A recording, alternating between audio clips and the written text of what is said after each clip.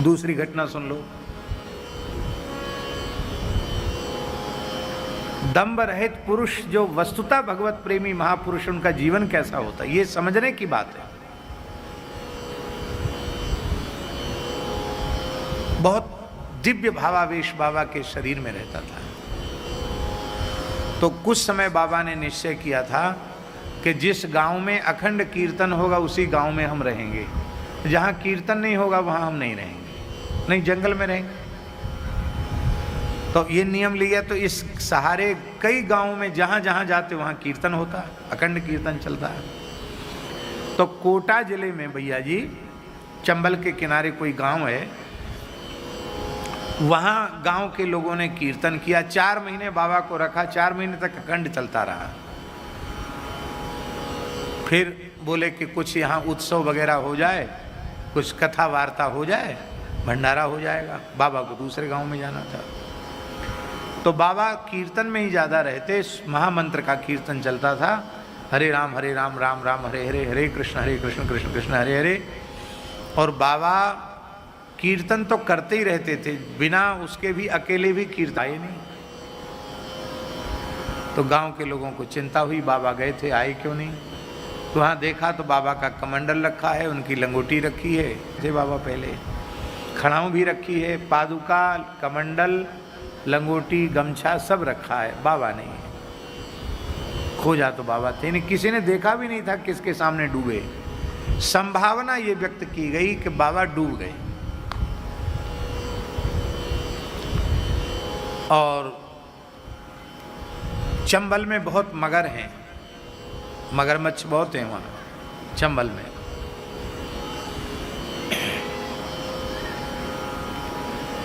बहुत मगर हैं, इसका हमने अनुभव किया है।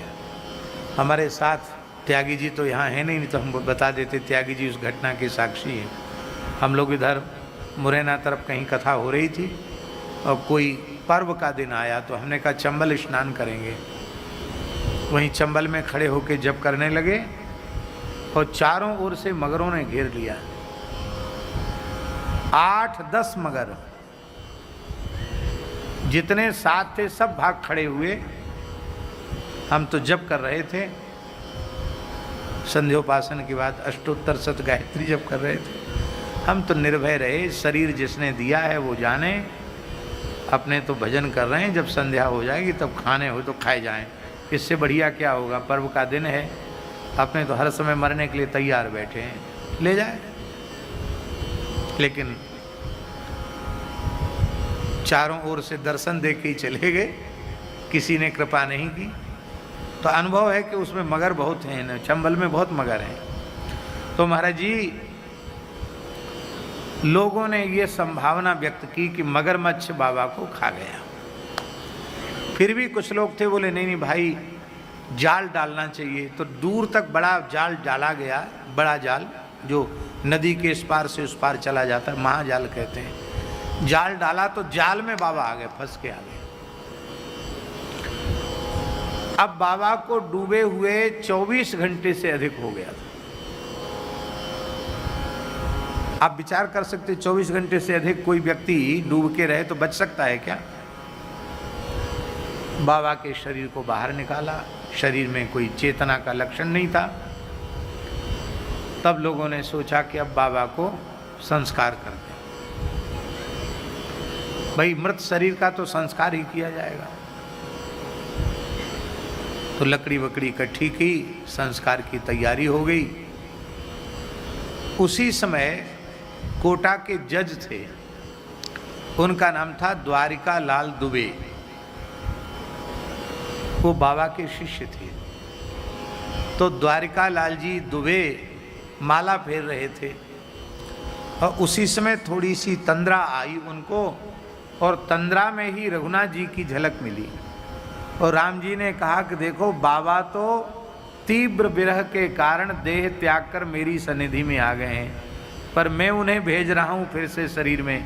लोग उनके शरीर को जलाना चाहते, उनके शरीर को बचाओ। राम जी ने आदेश दिया। वो तत्काल पुलिस की सहायता उन्होंने ली, सरकारी गाड़ी से गए और बिल्कुल अग्नि देने वाले थे चिता में, तब तक बाबा को विरोध सहकर उन्होंने बाबा के शरीर को लकड़ियां अलग की, उनको रखा, कोटा ले आए। उनके घर वाले नाराज हुए, कोई मुर्दाए घर ले आए। महाराज गुरु महाराज हैं तो क्या मुर्दा को घर लाओगे?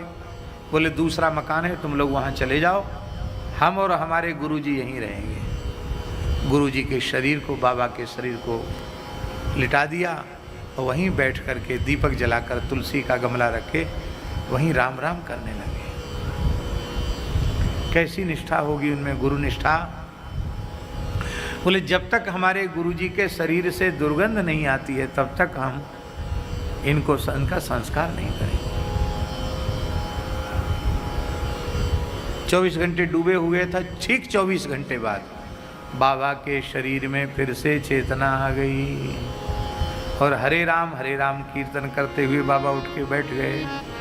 देखा सामने द्वारिका लाल। अरे बच्चा दुबे, तू कैसे? बोले प्रभु सरकार की आज्ञा थी। बाबा कहाँ चले गए थे? अरे बोले हम तो गए, एक फूलों से सजा हुआ विमान आ गया और हम वहाँ गए, वहाँ सीताराम जी बैठे थे, हनुमान जी ने हमारी अगवानी की। अरे बोले तुम यहाँ क्यों चले आए? नहीं नहीं जाओ जाओ जाओ जाओ, अभी तुम्हारा शरीर बहुत दिन रखना है धरती पर, जाओ। बोले हमको फिर से विमान में बिठाए, वहाँ से भेज दिया और यहाँ लाए, ला करके हम शरीर में आ गए। बाबा पूरा सुनाते थे कैसा भगवान का हम साकेत है, हम भी सुनते थे उनके मुँह से। बाबा कैसा लगा वहाँ, कैसा रहता था, बाबा सुनाते थे। द्वारका लाल जी से कहा कि तुमने भगवान की आज्ञा का श्रद्धा पूर्वक पालन किया, तुम्हें क्या चाहिए?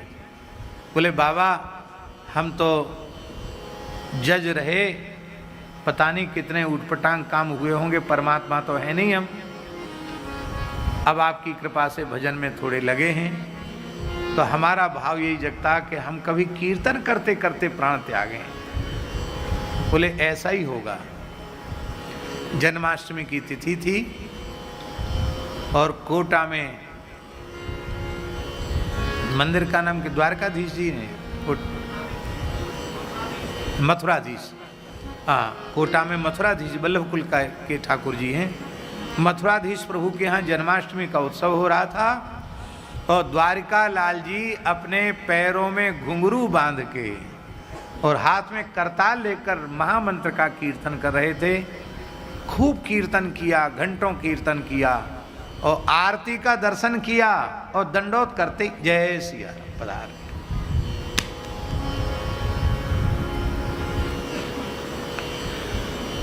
अब कथा तो पीछे रही जाएगी, इन संतों का स्मरण करेंगे तो, लेकिन भैया ये वास्तविक कथा है।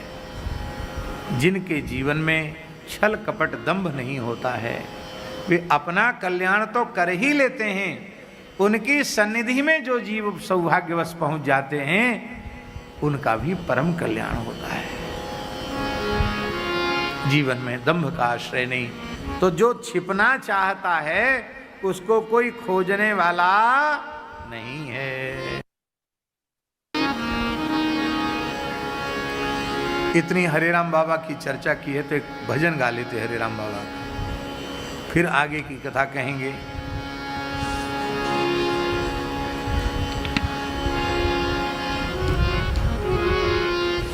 जो सामने पद आ जाए उसी को गा लेंगे।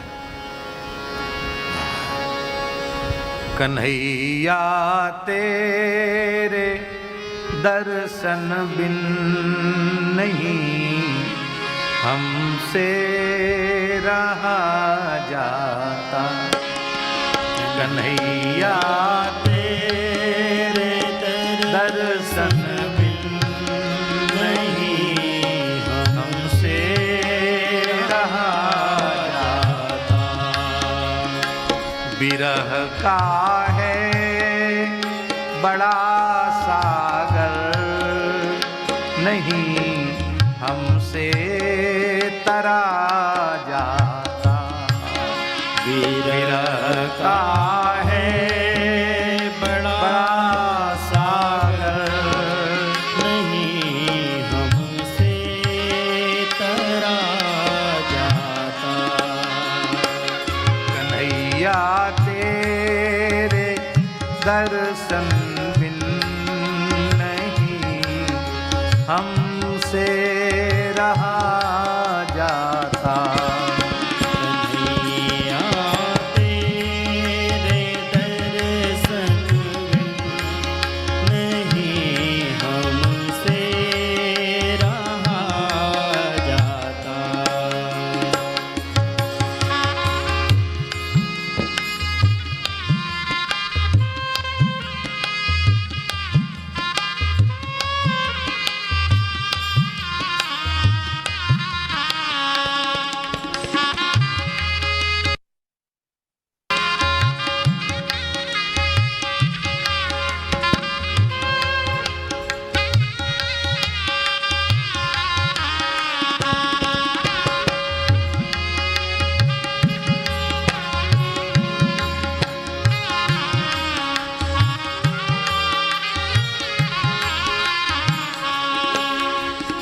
कन्हैया तू दयालु है, मेरे ऊपर दया कर दे।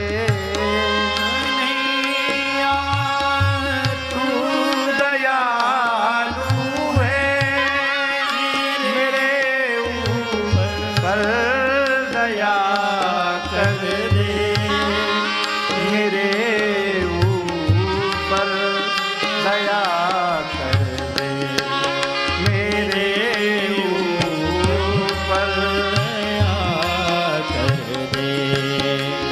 तुम्हारी चाह अग्नि में ये सारा तन जला जाता। तुम्हारी चाह अग्नि ये सारा तन जला जाता। कन्हैया तेरे दर्शन बिन नहीं हमसे रहा जाता। कन्हैया तेरे दर्शन बिन नहीं हमसे रहा जाता। तुम्हारे प्रेम ने मोहन मुझे पागल बनाया है। तुम्हारे प्रेम ने मोहन मुझे पागल बनाया है। मुझे पागल बनाया है। मुझे पागल बनाया है।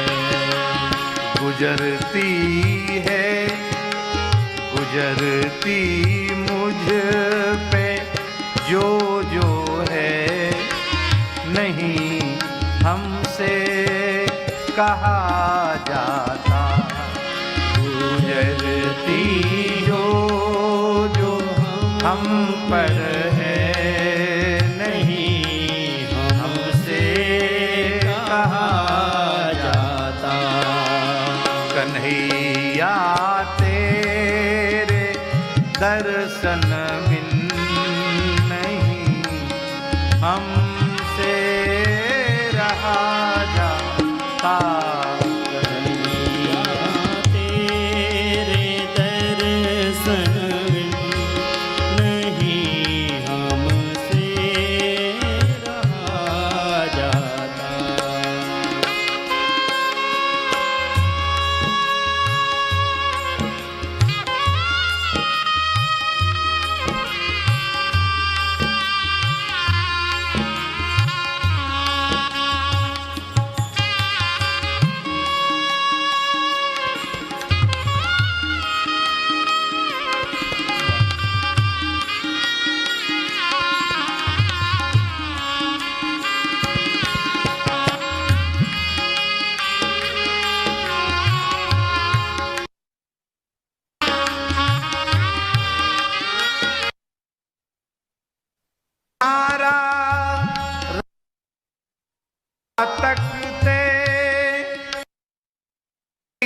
पथरा मेरी, क्या शब्द है, रास्ता तकते गई पथरा मेरी आंखें, गई पथरा मेरी आंखें, गई पथरा मेरी आंखें।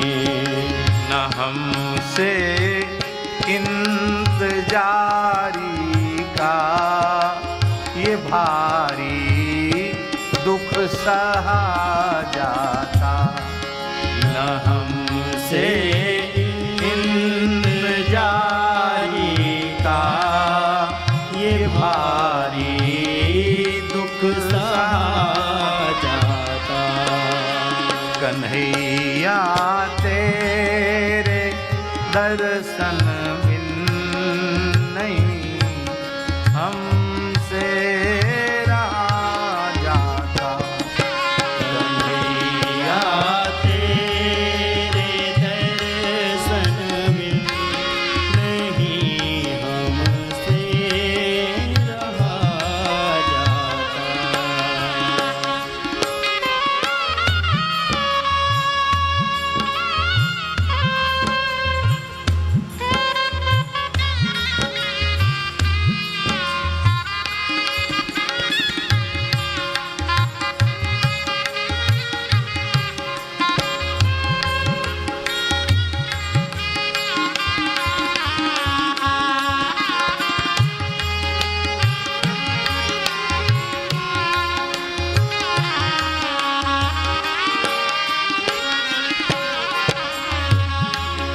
है अद्भुत प्रेम का मार्ग, न आता राम कहने में।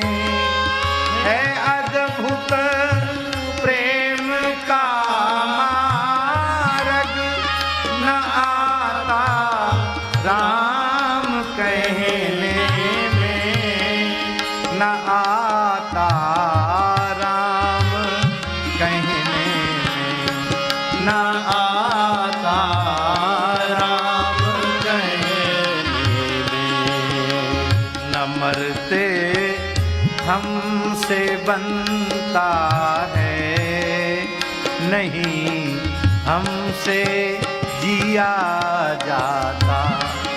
न मरते हमसे बनता है, नहीं हमसे दिया जाता। कन्हैया तेरे दर्शन बिन नहीं हमसे रहा जाता। कन्हैया तेरे दर्शन बिन नहीं हमसे रहा जाता, नहीं हमसे रहा जाता, नहीं हमसे रहा जाता। कितनी अद्भुत बात है कि है अद्भुत प्रेम का मार्ग, न आता राम कहने में, न मरते हमसे बनता है और नहीं हमसे जिया जाता। न मरते बन रहा है, न जीते बन रहा है। एक झलक मिल जाए तो मर जाए तो कोई बात नहीं, झलक तो मिली नहीं तो मरते भी नहीं बनता है, और विरह में जीते भी नहीं बन रहा है। ये पद इतना अच्छा पद है कि भक्त काले खां की लीला में भैया जी सम्मिलित कर सकते हैं इसको।